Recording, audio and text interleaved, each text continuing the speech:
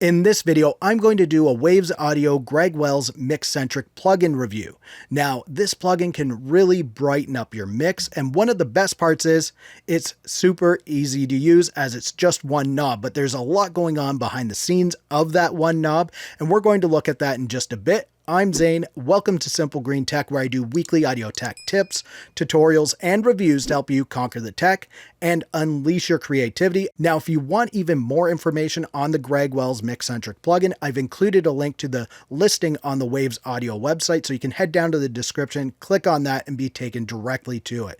Now, this plugin usually goes on sale for around $40, which is pretty good for what this actually brings to your mix. I use it on pretty much everything that I create, as it's super easy to use and it sounds great. So let's give it a quick listen right now, and then I'll get into the details and do some more audio tests in just a bit. All right, so first up, here's what the mix sounds like with the Greg Wells Mixcentric disabled.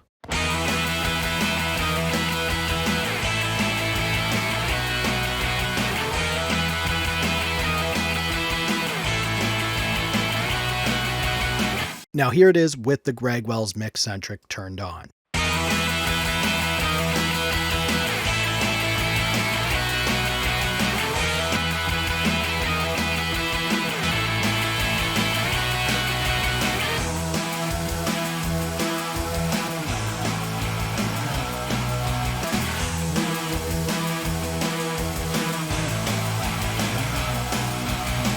So as you can see, it's pretty much just this simple knob right in the center here, but it actually uses EQ, compression, and harmonic distortion to process your master bus or mix groups. And before you start adjusting the big knob, you should make sure that the intensity sensitivity level is correct. And this is the LED light right here. It lights different colors and is controlled by the input slider right here. So if it's not lighting up at all, that means your input level is way too low. If it's green, that means the input is good. If it's yellow, your input is ideal. And if it's red, you're going in too hot. So you really want to aim for the yellow and use this input control slider to adjust that as needed. So let's just check that out quickly.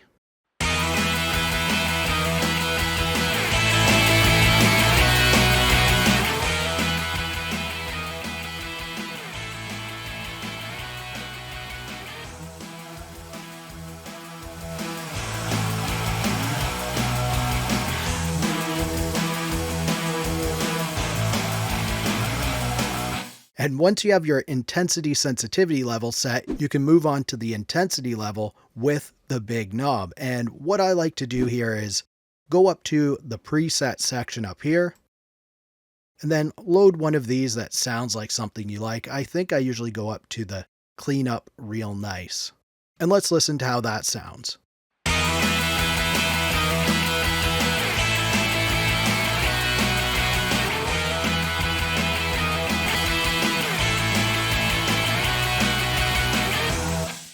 And from here, I'll start to reduce the intensity level so it kind of starts to blend in a little more. You really need to use your ears here, as the plugin can really go over the top and fool you if you're not too careful. A good trick is to go where you think it sounds good, like I did with that preset, and then start to dial it back. So usually one of these notches or two back. So I'm going to bring it down a couple notches, and we'll listen to that now.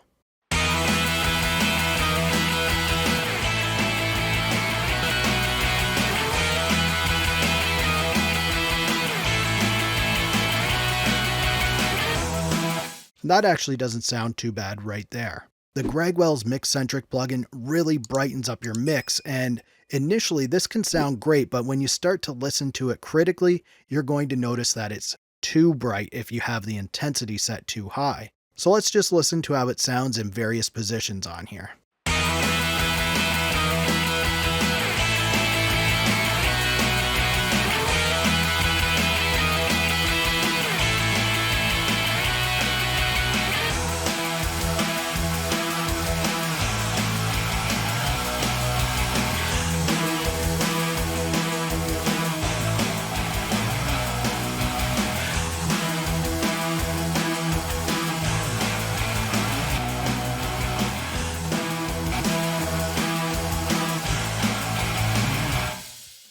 You can hear how it really cleans up some of that muddiness that's in the mix. In addition to using this on your master bus, you can also use the Gregwell's Mixcentric plugin on subgroups or buses too. It can brighten up a muddy vocal or make your drums shine. So let's give it a listen on a drum bus right now.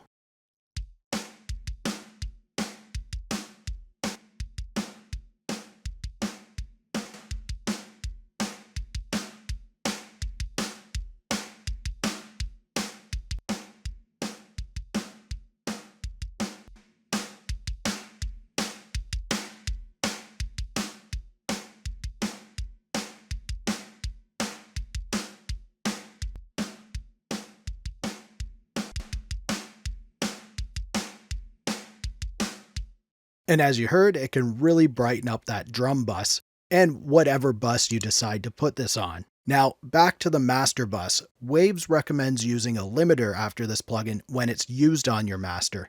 So you can use whatever favorite limiter you have here, and it should work nicely with the Gregwell's Mixcentric plugin. Now, one of the limiters that I really like to use is the Waves L2 plugin. I use this high-res CD master preset on there. So let's give it a listen to hear the difference with and without the limiter. And I'll link to the Waves L2 limiter below so you can check that one out too if you like.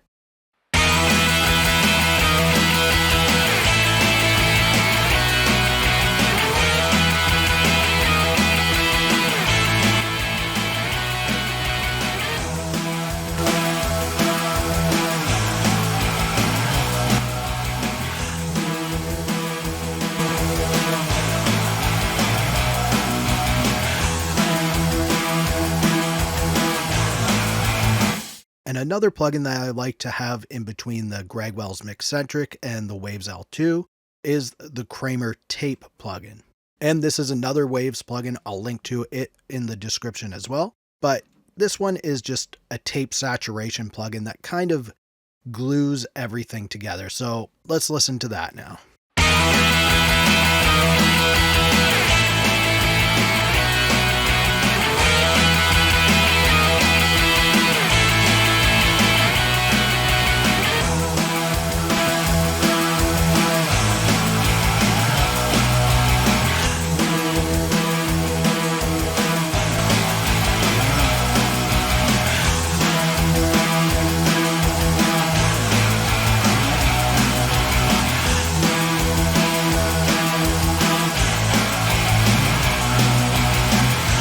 If you want to easily and affordably add the finishing touches to your tracks to make them sound more polished, then the Gregwell's Mixcentric plugin might be for you. Now, if you want to check out even more Waves plugins reviews, click up here, or click down here to see what YouTube thinks you might be interested in next. If you like this video, please give it a thumbs up. Also, subscribe to the channel for more videos like this.